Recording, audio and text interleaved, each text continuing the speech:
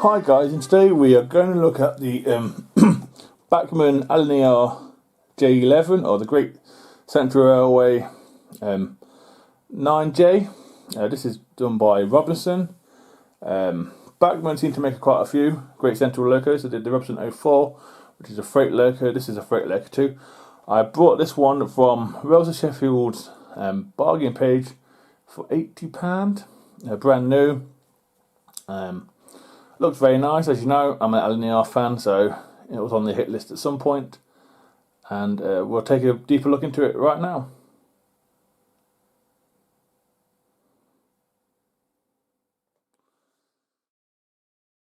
Here is some model information on the J11. Union Mills sell a ready-to-run N-gauge version of a J11.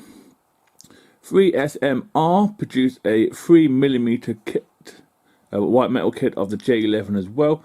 As early as 2014, even 13, BACHMANN sell a ready-to-run version of a J11 in varied liveries with different features.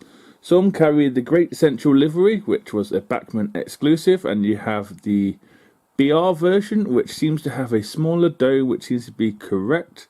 That's ready to run in 00 4mm, also in 4mm. Scale kits are also available from Bill Bradford and Little Engine. Alan Gibson and BEC have also sold a 4mm kit in the past, but I'm unsure if these are available still. In O gauge, Gladiator sell a kit of the J11 for the 7mm scale. Also, Ace Trains have announced of a model of a J11. I am unsure if that is going to be a kit or ready to run for O gauge.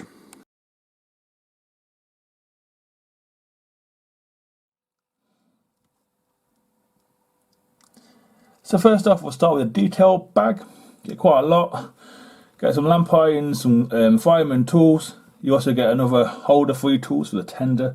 Easily snap off. You get some chain link couplings, some hooks.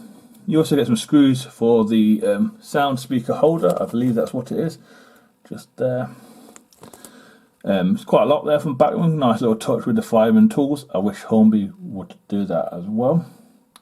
Onto the front of the locomotive. As you can see on the running board here, we have 3 lamp irons. They're separately applied.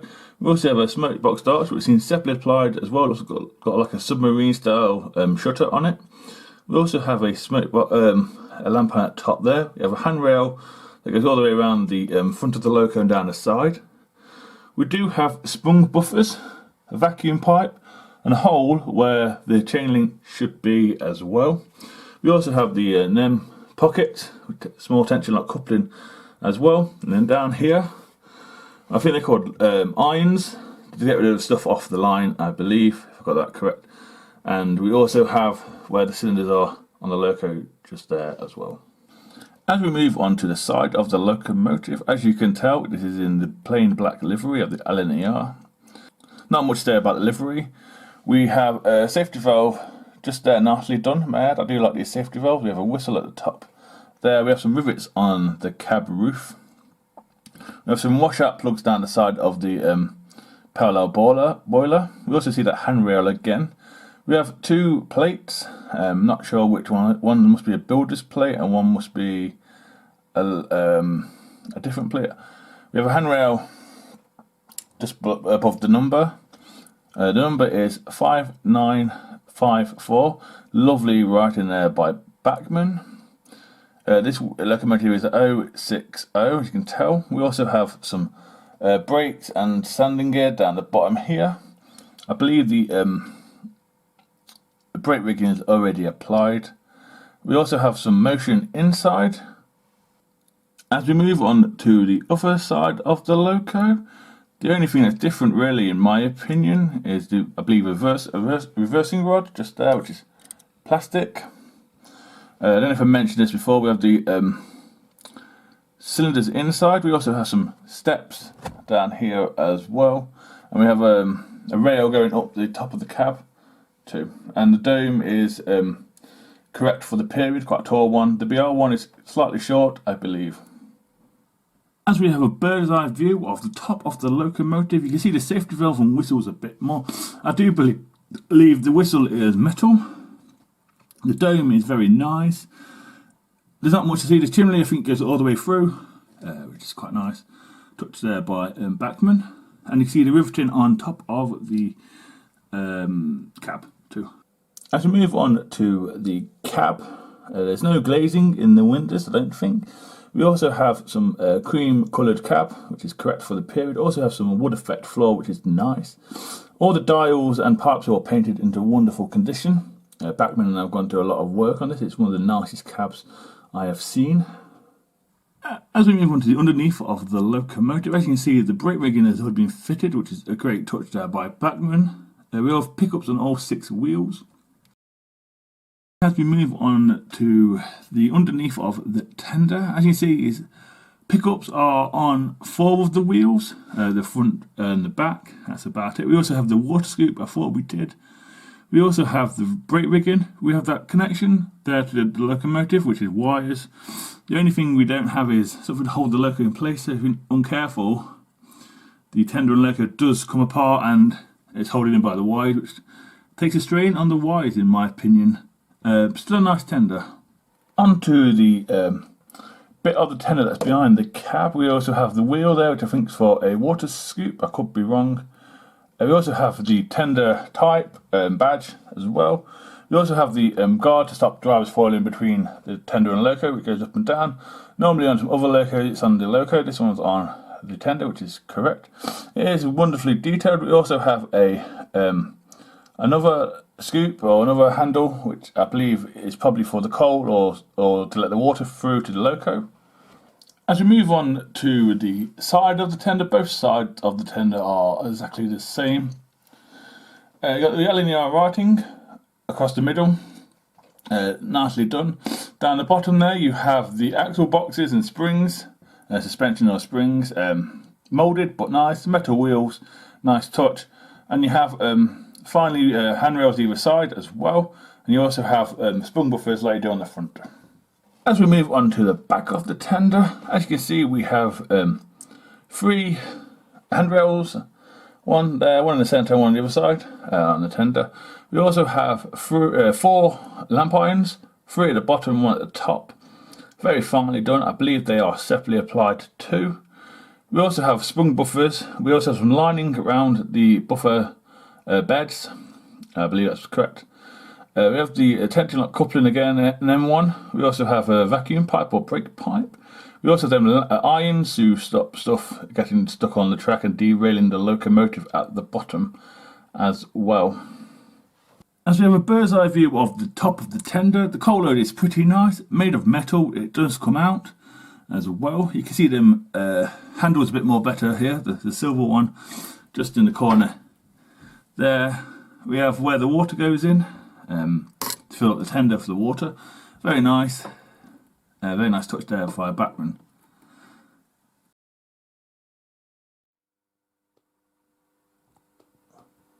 So that's it on the trucks. As you can see, it's on the inner circle, so second radius. It can do second radius, so up next will be the points test.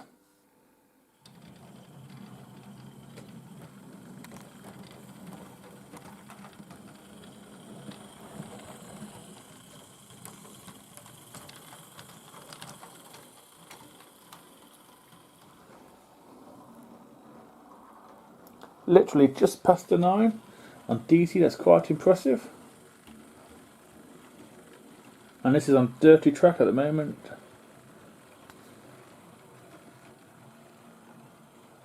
It managed that points test pretty well. I was quite impressed by that. Still on slightly dirty track. Next up is some slow speed, and we'll find it a friend.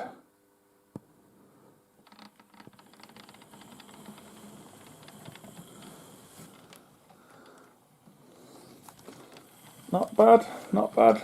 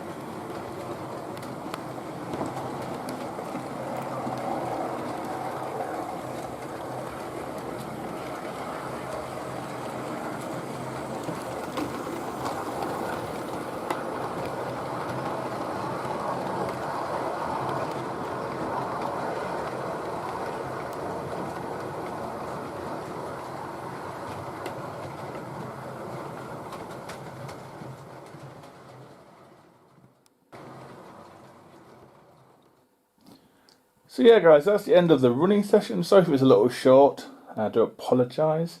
If I missed any detailed parts out, I do apologise. I do try my best with this sort of thing. I understand my limits.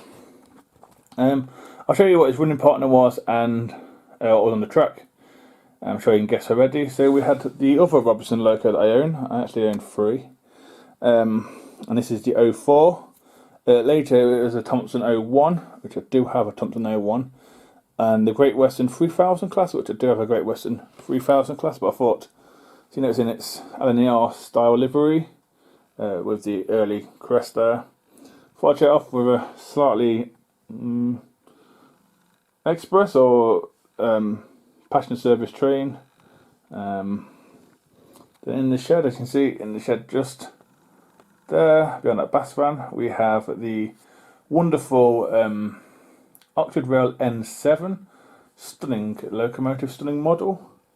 And just beside it down there, we have the Hornby Grumman 700, which is an 060 locomotive. That again is one of the best 060 tender locos I have. And then we have another Hornby one, which is the J36, if I've got that correct, Scottish loco. And it's Lner livery. They're all on show, and obviously this one was on freight. My opinion of it, for £80, I think it's a good price, a very good price. The only issue with it is the connection. It's not a permanent one like the Hornby one. The Hornby ones of today. I do understand BACHMANN are doing it now, but this one does not have it. But failing that, it's stunning in every way. Would I recommend one? Only our fans, yeah. Great Central collectors, yes. I understand none are preserved, but it's a stunning loco. If you like your 060s and you've got like a front and back layout or colliery, smaller locos people seem to like, so it appeals to them. And yeah, it's a very nice locomotive. I don't know what else to say about it. Hope you enjoyed the video. It's going to be goodbye from these beauties, and it's going to be goodbye from me. Bye.